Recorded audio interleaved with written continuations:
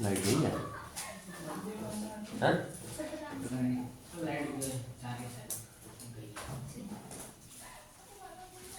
ये ऑफ नहीं है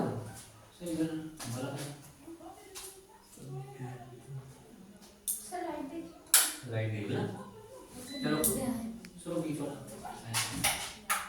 कोई बात चलो ठीक है। कल जो टॉपिक चला था हमारा क्या चला था? जड़त्व के प्रकार। हाँ जड़त्व के प्रकार। ठीक है मैं एक बार फिर लिख रहा हूँ यहाँ पर जड़त्व के प्रकार।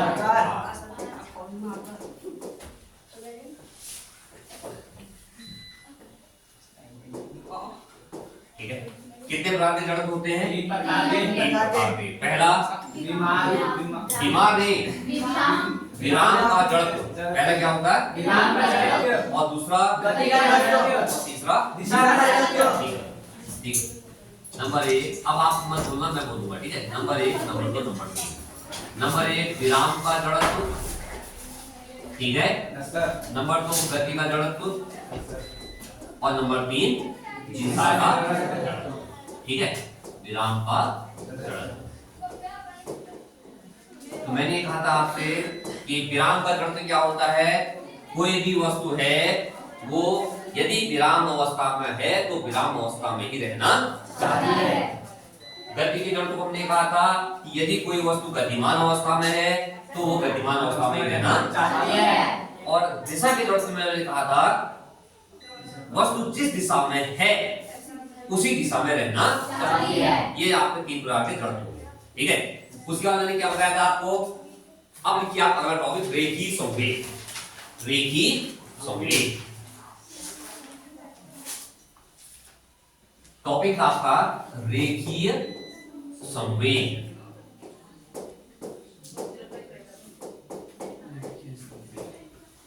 अब आप समझ लीजिए पहले एक वस्तु गति कर रही है या नहीं कर रही है इसको कौन बताएगा? जैसे माना एक गाड़ी जा रही है रास्ते में एक बस जा रही है तो आप कहते नहीं कहते बस चल रही है बस गति कर रही है। एक बस खड़ी है तो आप कहते बस गति नहीं कर रही है। तो आपको कैसे पता चला? आपने देखा आपने देखा अगर चल रही है तो गति कर रही है खड़ी है तो गति नहीं कर रही है। लेकिन कोई वस्तु गति कर रही है इसकी जानकारी देने वाली राशि कहलाती है रेखीय संवेग। संवेग से हमें पता चलता है कि वस्तु गतिमान अवस्था में है या नहीं। बात समझ आ गई ना? एक वस्तु है मान लीजिए वस्तु है इसका द्रव्यमान क्या है n ठीक है। ये नहीं चल रही है ये माना कार क्या है कार ये नहीं चल रही खड़ी है तो इसका संवेग क्या होगा? संवेग क्या होगा? और यदि ये चल रही है यदि ये चल रही है और चलते समय जो इसका जो वेग है वो है आपका v क्या है v। m तो इसका द्रव्यमान है m क्या है द्रव्यमान और ये क्या है वेग। तो इस द्रव्यमान और इस वेग के गुणनफल को संवेग कहते हैं। इस द्रव्यमान m ठीक है और इस वेग के गुणनफल को संवेग कहते हैं और इसको P से प्रकट करते हैं। किससे? P से। P बराबर m इंटू v। P बराबर m इंटू v। तो संवेग दो प्रकार का होता है एक रेखीय संवेग एक कोणीय संवेग।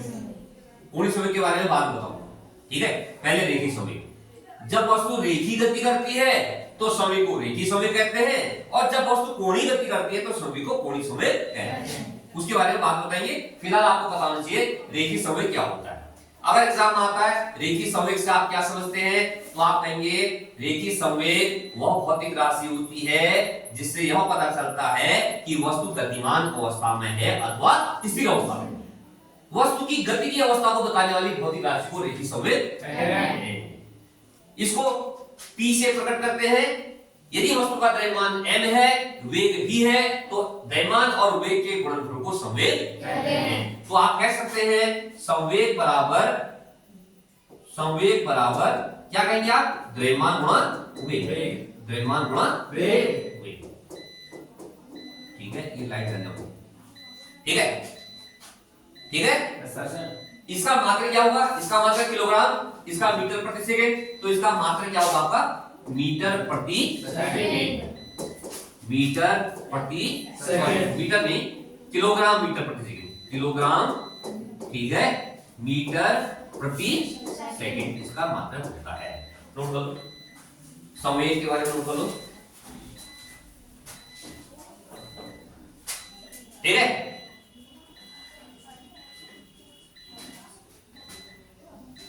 तो मैं लाइट को लेके आ रहा हूँ, लाइट बंद कर दो।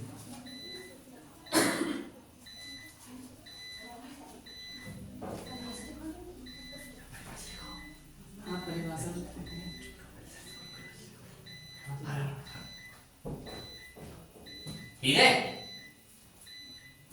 इसके बारे में मैंने आपको व्हाट्सएप से भेज दिया है, भेजूंगा, जो भी है मैंने भेज दिया है। ठीक है, तो आप लिखिए संवेग, लिखिए संवेग के बारे में लिख दीजिए। जो मैंने बताया आपको, वह भौतिक राशि जो वस्तु की गति की अवस्था को बताती है। वह भौतिक राशि जो वस्तु की गति की अवस्था को बताती है। ठीक है, देखिए फटाफट। संवेग वह भौतिक राशि होती है जो वस्तु की गति की अवस्था को बताती है।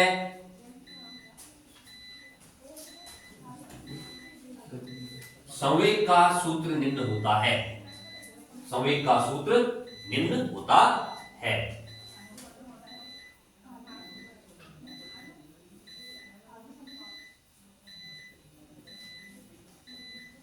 ठीक है, फिर नीचे लिखो P बराबर m इंटू